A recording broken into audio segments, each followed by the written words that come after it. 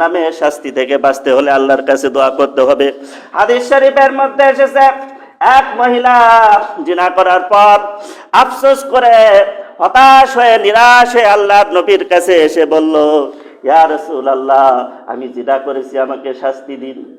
নবীজির ডান দিকে গিয়ে বললেন, আল্লাহর নবী চেহারা বাম দিকে ঘুরায় নিলেন। মহিলা বাম দিকে গিয়ে বলল, ওই আল্লাহর নবী ডান দিকে চেহারা ঘুরায় নিলেন। এভাবে 3 বার বলার পর আল্লাহর নবী বললেন, ও মহিলা, এই জিনা করার দ্বারা তুমি গর্ভবতী হয়েছো নাকি? মহিলা বলল, হ্যাঁ হুজুর, আমি গর্ভবতী হয়েছি।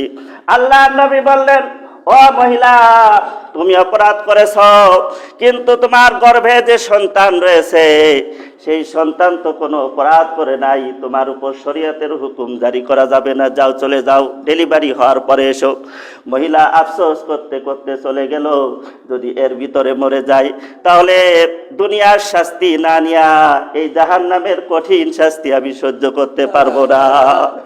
ডেলিভারি হওয়ার পর মহিলা সন্তানকে নিয়ে আল্লাহর নবীর দরবারে হাজির হয়ে গেল। বললে, ইয়া রাসূলুল্লাহ, এই যে আমার সন্তান ডেলিভারি হয়েছে, হুজুর মেহেরবানি করে আমার উপর শরীয়তের হুকুম জারি করুন, এই শাস্তি না নিয়া জাহান্নামের কঠিন শাস্তি আমি সহ্য করতে পারবো না।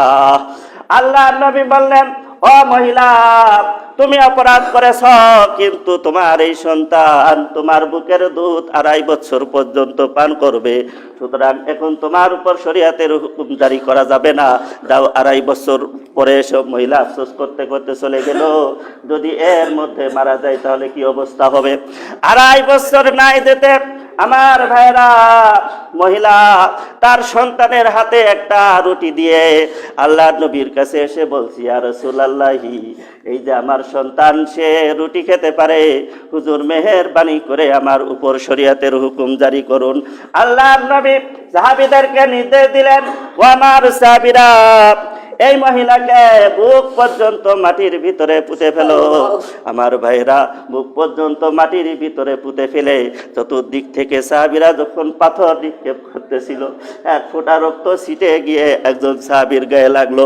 সাহাবী বর্ণনা করলেন, আল্লাহর নবী শুনতে পেয়ে বললেন, ও আমার সাহাবী, বর্ণনা করো না, বরং এই মহিলা তওবাকে আল্লাহ রাব্বুল আলামিন এমন ভাবে কবুল করে নিয়েছেন, যদি এই মহিলার সবকে ভাগ করে দেওয়া হয় তাহলে গোটা বিশ্ববাসীকে সমানভাবে ভাগ করে দেওয়া যাবে। সুবহানাল্লাহ, সমানভাবে ভাগ করে দেওয়া হবে।